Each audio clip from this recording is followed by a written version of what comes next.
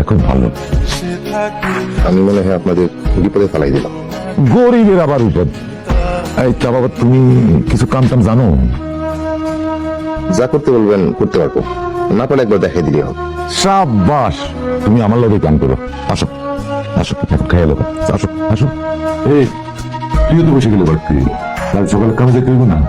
কাম ছেড়ে দিছি। কাম ছেড়ে দিছিস? ও বুঝছি, নিশ্চয়ই রাগ করিয়া। ঠিক করছো, সবাই এখানে আমার রাগই দেয়। রাগ করার লেগে তো কারণ লাগে, সে কারণ তো কেউ আর দেখে না। আরে কারণ তো থাকতেই পারে, কিন্তু তুই যে 3 বার আগে চাকরি ছাড়ছিস এই রাগ কইরা, আমি তোর কইয়া দিলাম এই রাগের কারণে তোর আরো অনেক বড় ক্ষতি হয়ে যাবে। যার হাতের না এত সুস্বাদু, তার একটু রাগ থাকতেই পারে। আমার মনে হয় উনি চাকরি ছেড়ে দিয়ে ভালো করছে। ওনার ব্যবসা করা উচিত, ভাতের ব্যবসা।